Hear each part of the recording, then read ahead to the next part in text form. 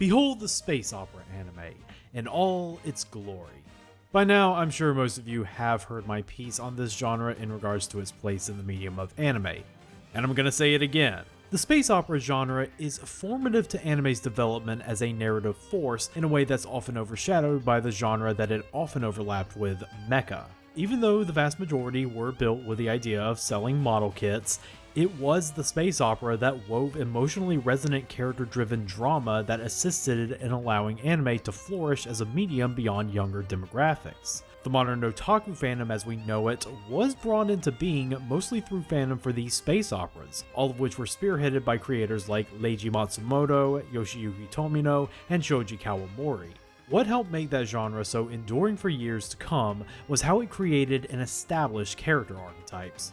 One of these archetypes was inevitable: the captain.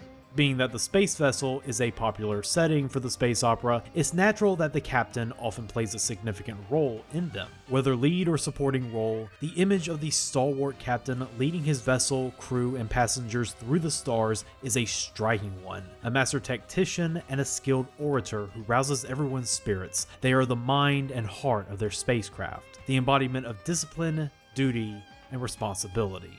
But with this emphasis on drama, it could also be easy to write off space opera anime as overly self-serious and melodramatic. Sure, they can have their lighter moments from time to time, but the centerpieces are usually heavy themes of war, politics, and heroism in the face of brutality. Not exactly the best genre to combine with lighthearted comedy. But maybe there is a way to make a space opera comedy. All you have to do is make a few tweaks. Take that captain archetype we were just talking about. Let's say you remove all those qualities, but still make him the hero. Why, you would have a captain who is lazy, undisciplined, and quite frankly, just irresponsible. We're ready!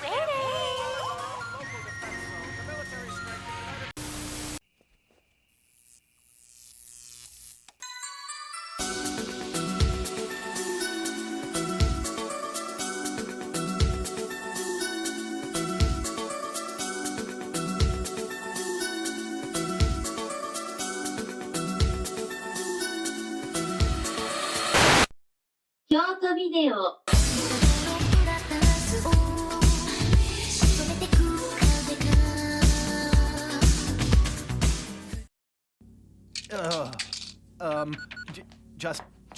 Justy Weki Tylor, age 20. Far in the distant future, humanity has spread itself across the stars thanks to strides in the fields of space travel and warp drives, and are looking to spread their influence even further.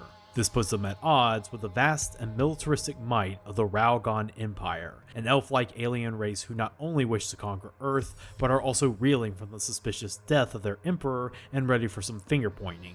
With their guns. With Earth led by the proud United Planet Space Force itching to prove their own military might, and the Ralgon Empire being led by Empress Aslan Gozan XVI, a young girl who has the position thrust upon her with barely any time to mourn her parents' death, tensions are high, as well as the prospect of interstellar space conflict. And while all of this is going on, the man who is going to make or break this inevitable conflict walks into a recruiting office. I said because I want an easy life.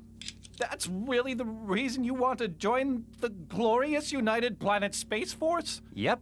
Meet Justy Weki Tylor, a 20-year-old slacker whose main motivation for joining the war effort is, well... When you join the military, all your food is free!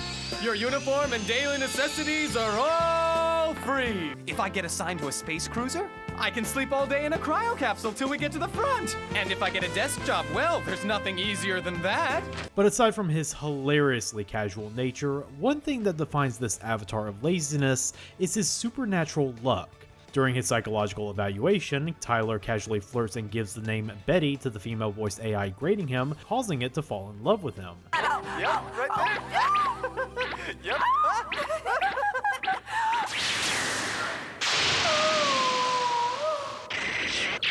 These newfound emotions, which include hate after Tylor loses contact with Betty accidentally, causes the entire Space Force's computer mainframe to explode. This incident ends up getting blamed on the Raugons, and Tylor gets into the military no questions asked because war has been declared and they will take any warm body off the street. A war's just started. You think we care about aptitude tests now? Huh? Just sign the form on my desk and you're all taken care of. So Tylor winds up getting a cushy desk job at the local pension office like he had hoped. But this ends up leading him to another series of events where, in trying to hand deliver a late pension check to war hero Admiral Hanar, he walks in on a hostage situation that's part of a false flag terrorist attack by the Raugons. Huh? Here, I think you dropped this. Thank you kindly.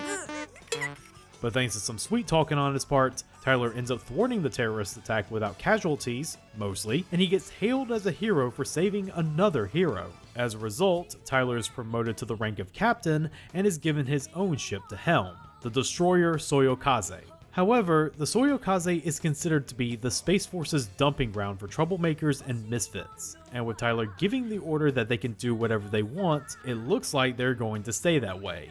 They are as follows. First Officer Lieutenant Yamamoto, the stuffiest of stuffed shirts who buys into the militaristic code of honor hook, line, and sinker, and that naturally makes him the perfect put-upon straight man to a gold bricker like Tylor. That we are going to die here is certain, but our deaths will not be in vain. Let's surrender. What? Lieutenant Commander Yuriko Star, another by-the-book officer who prefers the regimented orderliness of the military structure rather than the lofty ideals of Yamamoto, naturally making her the perfect straight woman to both men. Let's not forget that even though we are just on a solo flight, for some unexplained reason, the crew thinks it's a secret mission. I know, so I figured playing cards would help calm everyone down. Can't do it? No, you can't. Lieutenant Harold Katori, the stoic helmsman who tolerates the madness surrounding him with the calmness of a Buddhist monk. Don't worry, as long as I'm at the helm, this ship's as safe as a crate. Lieutenant Kyunghwa Kim, communication officer who is taking advantage of Tylor's laissez-faire approach to discipline by being the hot girl on duty. If you're telling me I have to help you, that's fine. I just wish you'd told me sooner. It'll ruin my manicure. First Lieutenant Anderson and Master Sergeant Cryborn, leaders of the Marine Squadron who are a gaggle of thugs, louts, and psychos, and they certainly intend to keep it that way. He sure talks big for a greenhorn. No, Cryburn, he is the first officer, for now at least. Lieutenant Junior Grade Kojiro, ace pilot and wannabe shonen protagonist who harbors a deep-seated disgust for women, which is too bad for him considering he's forced to train Admiral Hanar's cutesy twin daughters, Ami and Yumi, to become pilots. Mr. Kojiro! Hold it! Don't come any closer to me. Dr. Kitaguchi, chief medical officer and alcoholic extraordinaire, always insisting that he does surgery better when sloshed. I've been doing it like this for 30 years, after all. Oh, really? 30 years? You must have saved the lives of many soldiers by now. Don't be ridiculous. I'm only 33 years old. I was talking about my drinking habit. Huh? And rounding out the main crew is Petty Officer Harumi, the gorgeous assistant nurse with a Vavoom body and a hidden secret, that being her status as a Raugon double agent who's assigned to sabotage the Soyokaze's mission. Easier said than done with a guy like Tylor around.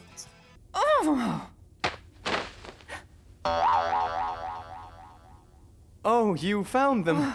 I wash and wash, but never seem to catch up. With a good-for-nothing captain at the helm, the Soyokaze takes off into the final frontier to face off against the Raugon fleets and an increasingly furious military brass trying desperately to get rid of Tylor by any means necessary.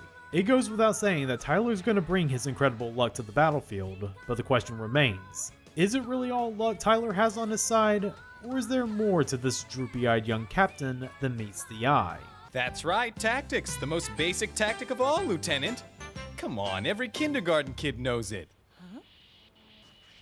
You always win by running away. A few weeks back, 1993's The Irresponsible Captain Tylor celebrated its 30th anniversary from when its first episode aired on Japanese TV. To me, that's something worth celebrating.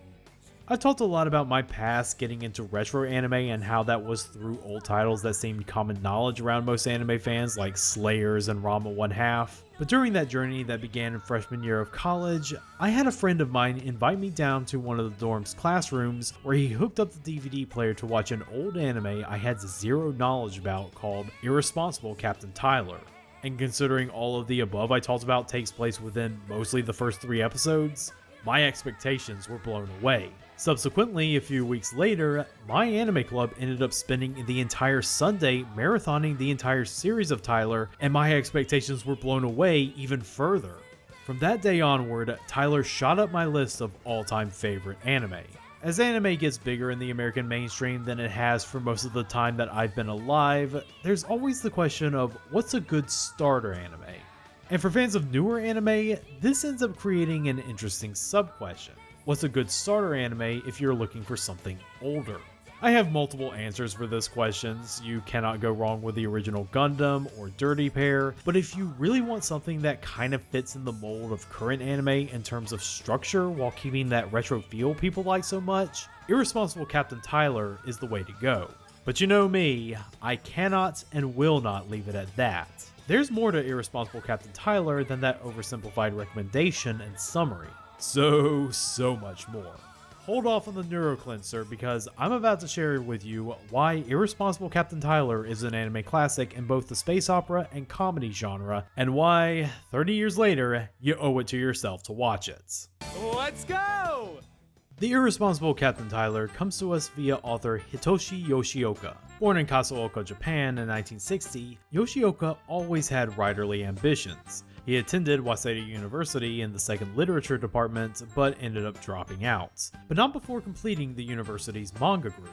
While working for film editing company Studio Hard to make ends meet, Yoshioka worked part-time as a freelance writer. Thanks to connections he made through Hard, he got his first writing gig working on movie novelizations at X Bunko. For most of the 80s, he published novelizations, short stories, and articles for anime magazines. For his quick turnover time, he got the nickname Monthly Yoshioka with how he turned out something new at least once a month. By 1989 though, he was ready to start writing novels, and made his debut with the light novel series, The Most Irresponsible Man in Space. The conceit took a lot of inspiration from the 1962 comedy film The Irresponsible Era of Japan. A star vehicle for the then popular comedian Hitoshi Ueki, the plot was a sharp satire on the salaryman culture that had emerged post-war, centered around good-for-nothing salaryman Hitoshi Taira's rise through the corporate system simply through lucking into some important information while he goofs off. Yoshioka took that concept and said, what if I did all of that,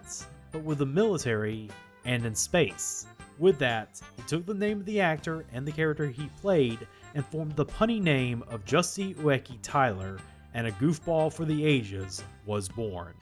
Published under the Fujimi Fantasia Bunko label, The Most Irresponsible Man in Space was a hit right away thanks to it riding the first wave of the soon-to-be popular light novel formats. By the time it got picked up by Tatsunoko for an anime production, it had already gone through 3 trilogies and several side stories. Now, Tatsunoko picking up the adaptation to Yoshioka's work was surprisingly notable. Light novel adaptations are par for the course nowadays, but at the time, Tatsunoko was taking somewhat of a risk by adapting a story from what was then a fairly new format. And I think they knew this because the Irresponsible Captain Tylor production was also notable for being the first TV anime to utilize a production committee system. A production committee refers to a group of investors that pools their money into a project in hoping for a return. This was obviously the norm for films and OVAs, but TV anime getting a production committee had never really been tried before. That is, until Tatsunoko established the Tylor Project, the main production committee for Tylor that consisted of companies King Records,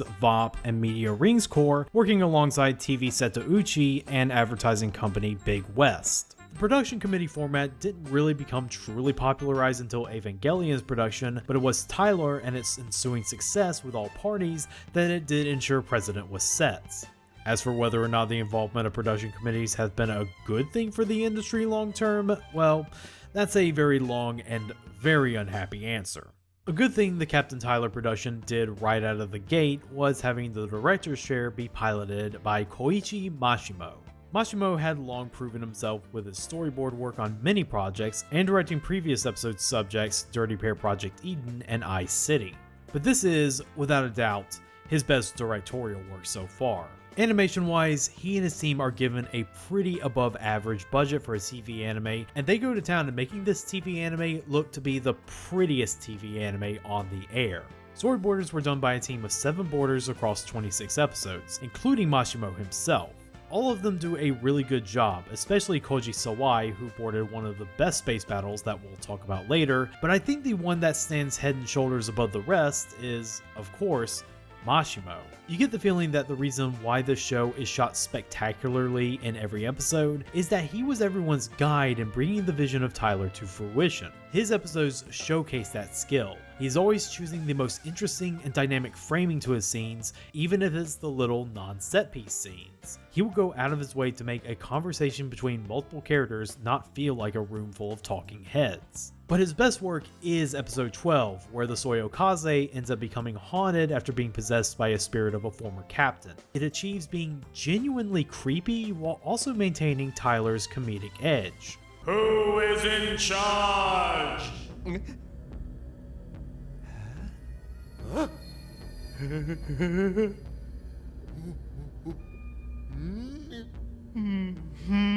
Animating these wondrously boarded scenes are some of the finest talent to have ever emerged out of the OVA era, like Atsuko Nakajima and Koichi Ito, who did most of the star fights and effects animations seen in this anime. The best animation in Tylor, however, is in its character animation, and the MVP of that is Norio Matsumoto. The best character animation moments of Tylor usually has him involved, not just in set pieces like Harumi chasing Tylor in his incredibly cluttered captain's quarters with junk flying everywhere, but also in just general character animation that fits the characters' personalities. Tylor wouldn't even be half the character he is without Matsumoto's animation, having his walk cycles and gestures be done in this droopy, lackadaisical manner befitting the slacker he is. This is helped by Tomohiro Hirata's character designs. This was his first gig as character designer, and it's arguably his most famous one. None of his character designs feel generic. Even among certain nameless peons that we have a single conversation with, Hirata still has a way to make them stick in your minds. The entire crew of the Soyokaze is a carnival to themselves, from the rough and tumble marine types who look like they all belong to different types of street gangs, including literally Jason. Hey, we don't need to do that, you idiot! To Kojiro looking like a 70s super robot anime protagonist, but much brattier somehow. There's also the Raugons and how they are presented as a race of mysterious elves with a far more advanced society, yet still harbor Klingon-esque tendencies. Yamamoto looking and moving like he has a stick up his ass the entire time, and Tylor himself bearing the droopiest eyes you've ever seen on a main character, just in case you don't know that this guy puts the lazy in lazy bones. Of course, I can't forget Hirata's designs on the female cast. From the prim and proper Yuriko, to the cutely vampish Kim, to the moe as all get out Emi and Yumi, to the mature and stacked Harumi. There's some girl for everybody. And as far as fan service goes, aside from some quick asides, Toilets and baths, clean and shiny. Don't forget to clean your hiney. Right? they keep it mostly PG. The steamiest it really gets is an episode that's one big Miss Macross riff, and it's more about setting up the beauty contest rather than the contest itself. To me though, the thing that really gives Tylor its identity is the art direction courtesy of Masaru Sato. Considering this setting of space operas, it is important to make the metal hulls of the spaceship and the stars outside said hulls interesting to look at, since the audience will be seeing them a lot. Not only does Sato reach that goal, but he exceeds past that goal. The Soyokaze, despite its status as a hunk of junk, feels like an inviting hunk of junk. The whole interior feels bright and cheery, from the bridge to the hallways to even the dankest part of the hangars. There's a comforting warmth that courses through the Soyokaze. It's like a rustic log cabin if a rustic log cabin could also shoot high-powered lasers. Outside the ship is this beautiful light show of stars and nebulas. Space has never before looked this colorful or magical, even in a war zone. It's like a universe-sized neon city skyline. A comparison made better when we go on shore leave and actually visit those city skylines. these are the scenes that also make me feel like Mashimo was assisting Sato in some of these. What else would you expect from the Project Eden guy? A character-driven comedy like Tylor is nothing without a stellar voice cast, and that's true on both sides of the pond. For the original Japanese, we have the late Koji Tsujitani as Tylor. His performance is one that makes Tylor such an iconic protagonist, just pure, happy, casual indolence. それに閣下退役後は年金で左打ち輪の優雅な生活いやーこりゃたまりませんよね Yuri Amano as Yuriko Star plays an excellent foil to Tylor with her very precise manner of speech. なんとか話し合いで解決を図りましょう。話してわかる相手ではありません。いいえ、お互いが理解しようと努力すれば平和的な解決も望めるはずです。 And Showa Hayami as Yamamoto is supreme comic relief. His fierce militaristic baritone that would fit a more serious character is rendered into something far more clownish in the presence of Tylor. It's a voice that commands dignity, but he will receive none of it. 艦長それでは艦長は本気で我が軍の機密を敵に渡してまで助かろうとしていたの As for the English dub, this was one of the first dub productions held by Nozomi Entertainment, the distribution arm of the famed anime video publisher Right Stuff. Being that it's an early 2000s joint utilizing mostly New York regulars, expect a lot of Pokemon voices. Hi Rachel Lillis. Now I see. This isn't just my personal problem anymore. Overall, I think the dub is about as equal to the original Japanese in quality. There are a few stiff performances here and there, and some of the cast is obviously pulling double duty on some of the voices, or in the case of Lisa Ortiz, triple duty playing both Emmy and Yumi and Empress Azaleen, which she does do a good job in trying to differentiate them, especially Azaleen, who she does an excellent job in portraying as a young teenager in way over her head. Standing by. Okay to launch. Okay over here, too. You have no right to speak to me like that. Watch your tongue. You will not address me in that manner. But there are two performances that make the English dub for me. One is J. David Brimmer as Yamamoto, not only matching Hayami's tone, but also exceeding in some places, willing to chew the scenery like a ham sandwich. I am left behind to live on in disgrace. Oh, I should have shared the captain's fate as well! I'm nothing but a disgrace to this uniform. And the other is Crispin Freeman as Captain Tylor. We might come out near a planet with nice weather, excellent food, and lots of pretty girls.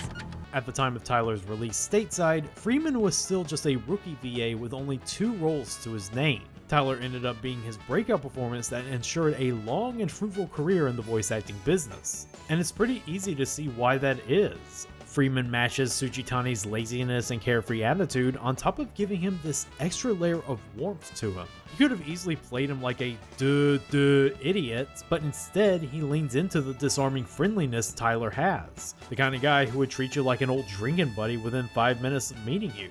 That's a part of Tylor so many people can overlook, and Freeman brings that part out front and center. Thank you. A beautiful woman, nice scenery, and a good drink. What more do I need? Man, I'm glad I joined the force. And while I'm still on the subject of this anime's audio qualities, the soundtrack by Kenji Kawai might just be one of his most underrated in his career. Space opera soundtracks typically tend to be brassy, triumphant, and overall more dramatic, so in lieu of this being a more lighthearted space opera, the soundtrack instead seeks to be more poppy sounding, a smattering of jazz, city pop, and traditional Japanese music to give everything a playful, upbeat atmosphere.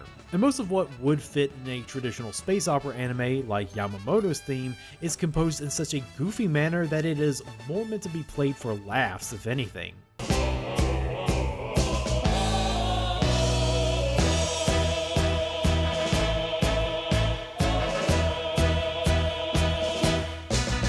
However, when Kawai does get dramatic, he goes all in on the classical stings. And since those moments are rare in this anime, it makes them stand out all the more.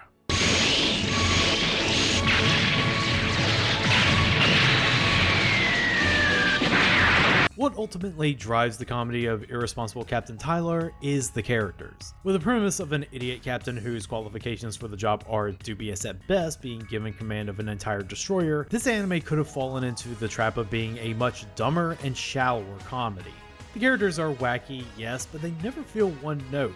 Even the cartoonishly criminal-looking Marines feel like human beings, and that does include Jason. Actually, it started off as a conversation, but then it led to an argument. But the engine of the anime is the cast interactions with Tylor. Despite being the title protagonist, it always feels like we, the audience, are on the outside looking in on Tylor. Aside from one or two scenes, we hardly ever see the anime through his eyes. The events that happen is mostly seen through the perspective of A, his crewmates, B, the military brass, and C, the Ralgon Empire through the character Admiral Dom. And what's great about these characters is that their relationship with Tylor never remains static.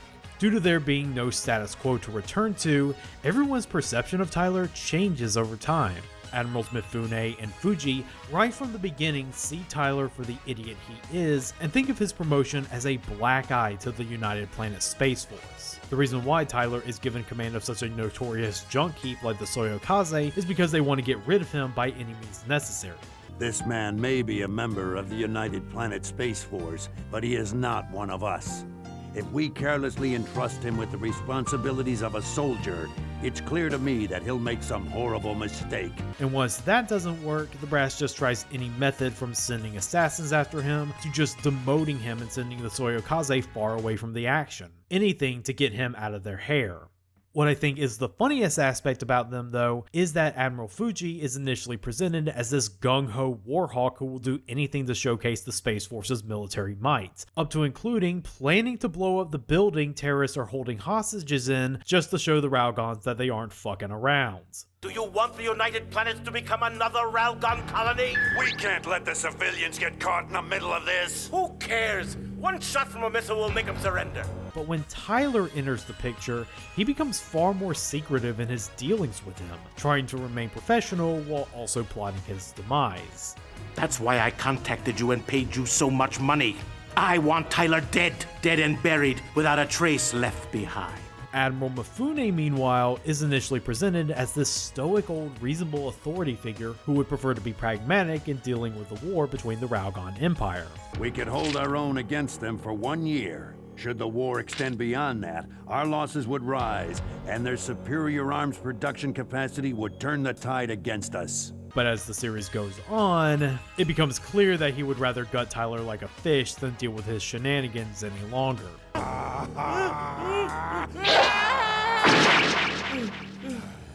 It's all his fault. Everything is his fault. Admiral Dom of the Ralgon Empire at first only sees Tylor as an anomaly that he should at least keep an eye on. Tylor, I look forward to the day we meet on the battlefield. But after a face-to-face interaction, Dom's left wondering how can such an idiotic captain continually make fools of the mighty Ralgon Empire, a befuddlement that eventually blossoms into a weird respect. Highness, for the very first time, I knew the fear that only other soldiers feel. For Tylor truly is an extraordinary man. But of course, the gold comes from the crew's interactions with Tylor. They, for the most part, see him as a moron, but they all seem to gradually warm up to him. Of course, it's different strokes for different folks in the ship. Amy and Yumi are behind Tylor 100% since he was the man who saved their father. The Doc takes an instant liking to him because he's such a great drinking buddy. And even the hard-boiled Marines go from seeing Tylor as just another captain waiting to be run off by them to basically one of the guys. Of course, it's Yamamoto and Yuriko, the foils, who give us the best interactions with Tylor. Yamamoto especially, since his devotion to military tradition means that even if he knows Tylor is a fool and would rather be the one sitting in the captain's chair, there's not much he could do since going against the chain of command would be the ultimate dishonor. Do I tell them? No. No matter what kind of man he is, the captain is still the captain. I can't do it. But the common thread that connects all of these relationships with Tylor, besides the good captain himself, is the question of whether or not he's an idiot or secretly a genius tactician masquerading as an idiot. Good grief. Either he's a fool or an out-and-out genius. And the answer to that question is yes. Tylor has character qualities that make him both a simple man with the luck of the devil and someone who is so much more. On the former, there's the case that the universe always seems to bend itself into getting Tylor what he wants without him having to raise a finger. He just walks around with that stupid vacant smile on his face and just seems genuinely clueless about everything else. Mr. Yamamoto, how do I use this thing? He is Frank Grimes' worst nightmare. He is always ready to take the path of least resistance. His battle strategy usually consists of retreating or surrendering, and if he really is faking this persona, there are times where he lays it on a bit too thick. They boosted straight into the asteroids! So, what are asteroids? The best evidence for this case is episode 6. Tylor has been given a medal by the brass for destroying a Raugon fleet, accidentally of course, and sends him on a top secret mission in an uncharted area of space. What he doesn't know is that the medal contains a beacon to lure out a Raugon fleet, and the Soyokaze is essentially a bait ship to put the fleet in the path of the Space Force's brand new laser cannon. However, the fleet find the Soyokaze earlier than anticipated, and just before they are about to engage in a protracted battle, the Raugons discover a signal coming from the Brass's own fleet, warp there, and destroy the fleet and the space cannon in the ambush. After the Soyokaze performs an unexpected rescue mission, we soon learn that Tylor's medal had fallen out of his pocket and into the depths of the Brass's flagship. And it was such a pretty looking medal, wasn't it? Huh, oh well. I'm gonna kill myself! There is no way he could have planned for that to happen. That was pure dumb luck all the way. On the other hand, the case for Tylor being more than meets the eye is also strong. Tylor isn't completely empty-headed, he's just allocated all his intellect points elsewhere. Throughout the anime, we see him be charming, charismatic, surprisingly good at board games, and, most of all, a great judge of people's character. He immediately figures out that Harumi is a spy and doesn't tell the others because he knows she has a good heart deep down inside her. With all that in mind, it really does suggest that his stupidity is just an angle to get people to let their guard down around him, and it might even allow him to see through other people's bullshit. During the time in which he is serving as Empress Azaline's court jester, he sees through a lot of the court politics displayed in her chambers. Oh, then why are you so hot on staying close to little Azaline, Prime Minister? Maybe so you can kiss up to her, get yourself some special favors from her little highness? Which means you want to stay near her at all times so that you can control her every move. How dare you! Evidence for this interpretation is best seen in episode 7. Yuriko makes a bet with Tylor and the rest of the crew that if she can beat Lieutenant Anderson in a arm wrestling match, the crew will have to behave like actual military officers for exactly 24 hours. After a shocking win, Tylor ensures everybody makes good on their end of the bargain, cleaning up the Soyokaze and everybody acting in a professional manner. Well, time to get back on the wagon. No drinking while on duty. Even surgeons have to follow the rules. That is, until they run into Admiral Dom's fleet. Tylor reacts to this by putting on his military whites, contacting Dom over his communications, and announces that within the hour, they will battle it out like honorable men, even though the Soyokaze is vastly outnumbered and outgunned. Tell me, Captain, do you not feel as I do? That our meeting like this in the great vastness of space, in the eternal flow of time, is somehow not accidental?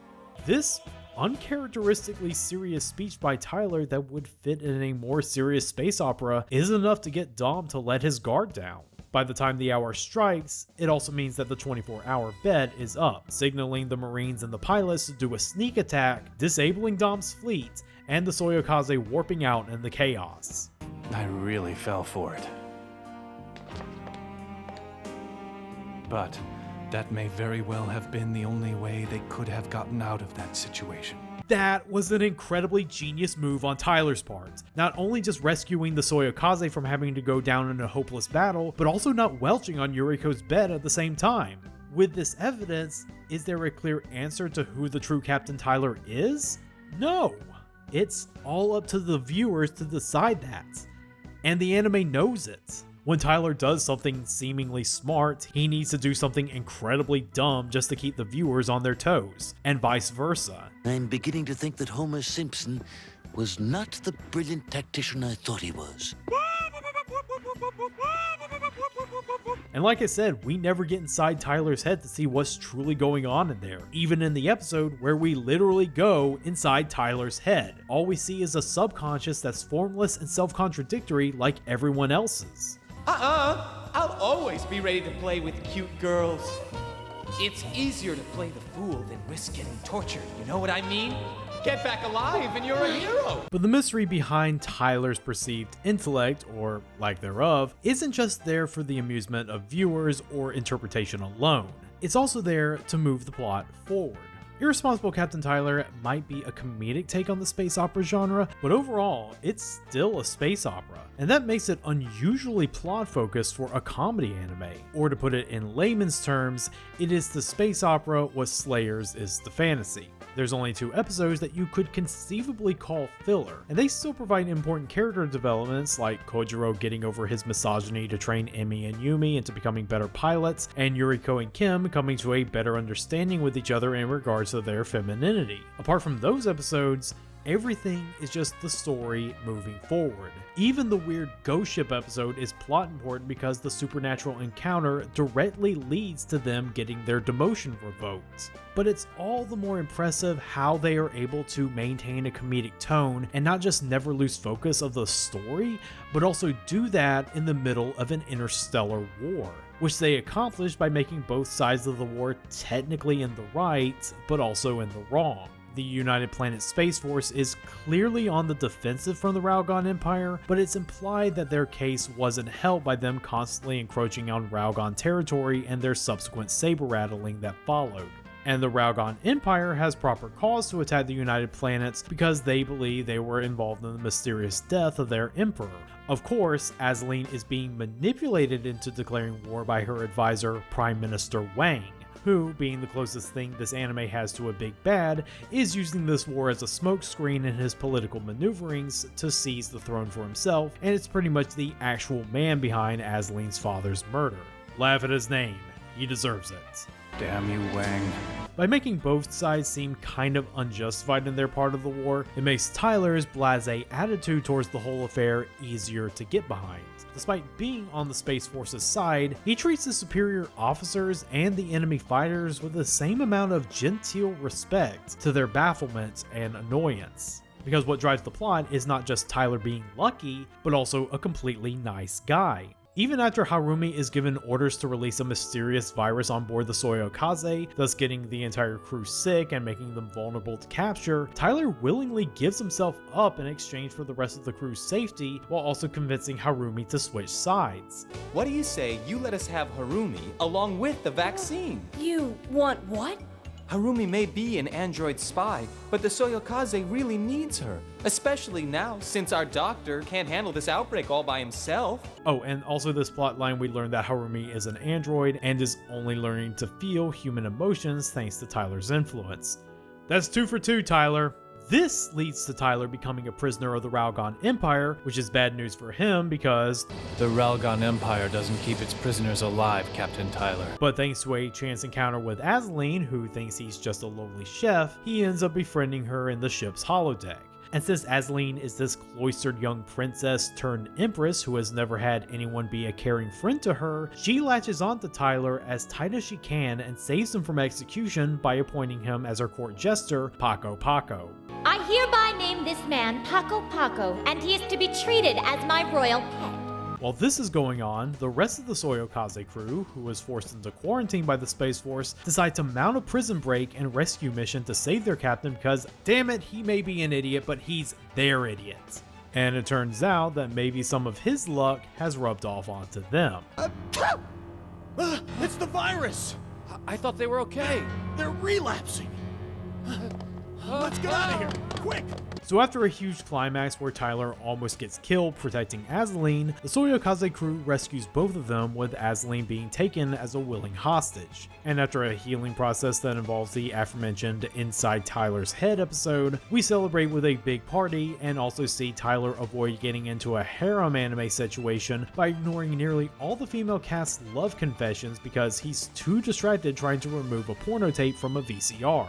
No, really. Tyler? You know, you really are an idiot, Tyler. But we also see Tyler's niceness and luck backfire on him. Azaleen decides that she never wants to leave her Paco side, and in order to accomplish this to avoid being handed over to the Space Force, she decides to announce a pregnancy scare. Inside of me is Paco's child. Right, Paco?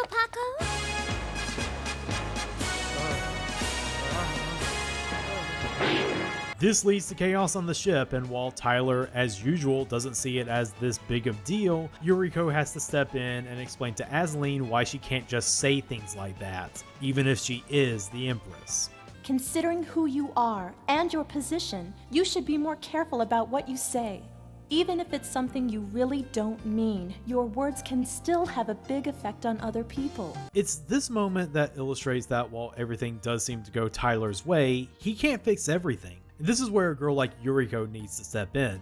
As I said before, she is Tyler's perfect foil, a hard-working military officer who joined the military because she feels the most comfortable in having regimented order in her life, to the point that she might not even have much of a life outside of work. And when Tyler hits one of his limitations, it's up to Yuriko to back him up. Because of this, they all decide that the best course of action would be to send Azaleen back to the Raugons. And I'm sure the brass are going to be happy to hear about that. This special court-martial of the United Planets Space Force has reached its verdict on Justy Ueki Tyler. It's not fair. So at this point of the video, I will be discussing massive spoilers for the final act of Irresponsible Captain Tylor. If you still want to go in cold on this anime, and I suggest you do at this point in the video, just skip to this time marker. So for giving the Empress back to her kingdom, Tyler is court-martialed, stripped of all rank, and sentenced to death by firing squad for treason. And while the crew mounts another rescue mission of him, they arrive almost too late. Until... And... what's happening? Emergency. Raugon fleet detected at point LN2. The entire Raugon flotilla, led by Admiral Dom, is attacking. And the brass, at this critical juncture, realize that they might have to cede command to the luckiest man in the military, the man they were about to execute by the way, if they want to even have a chance of surviving this battle, let alone winning the war. So what does Tyler do when he is given command of the entirety of the United Planets Space Force's forces? He plays chicken with them. He advances on Dom's forces, dares him to fire first, and decisively wins the battle without firing a single shot, thus forcing both parties to go into a temporary ceasefire. It is the culmination of both Tyler's dumb luck and sheer tenacity throughout the entire series. And all of this while the William Tell Overture plays.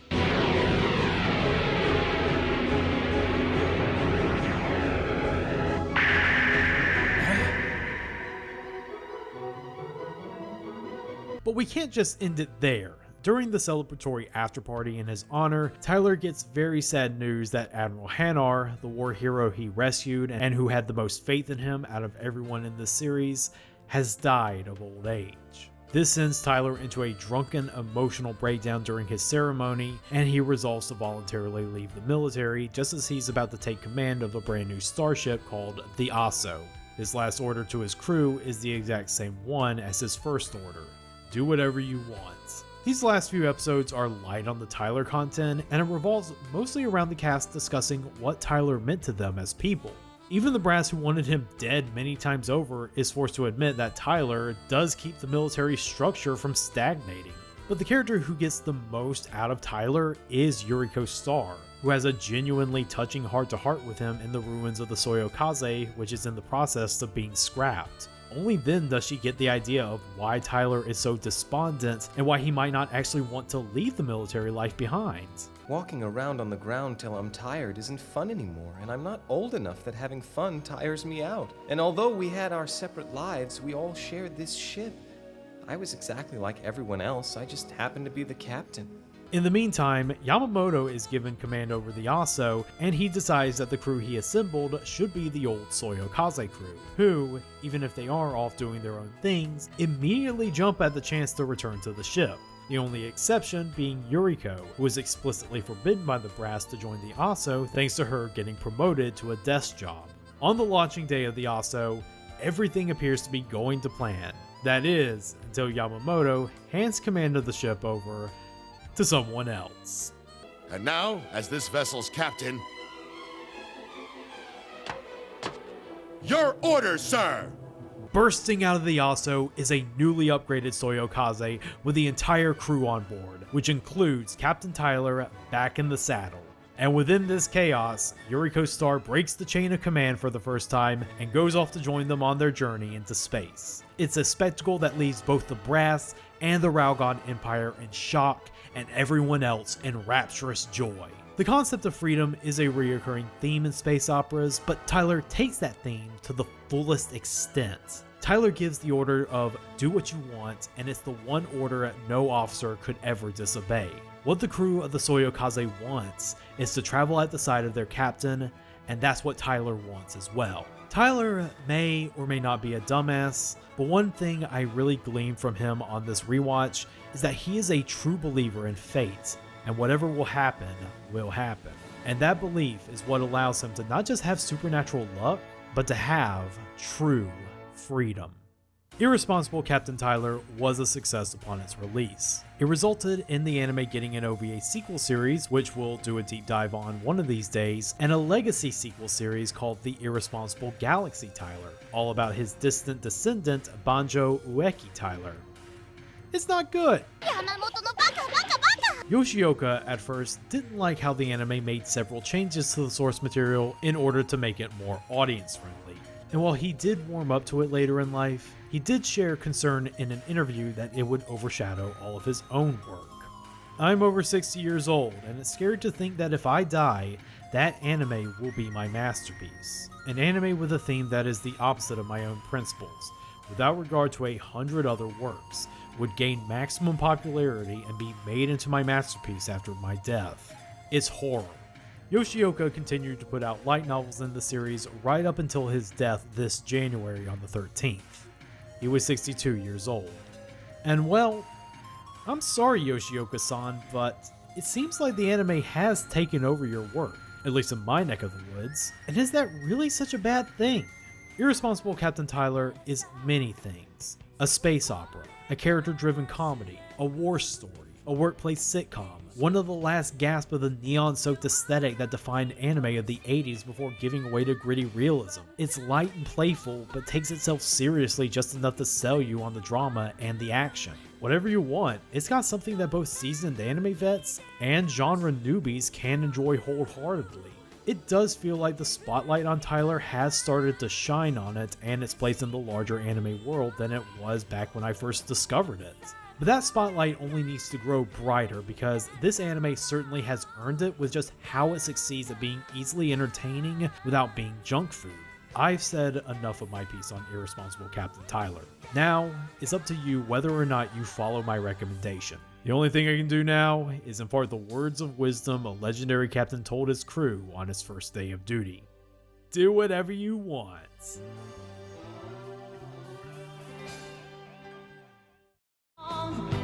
So let's begin the countdown.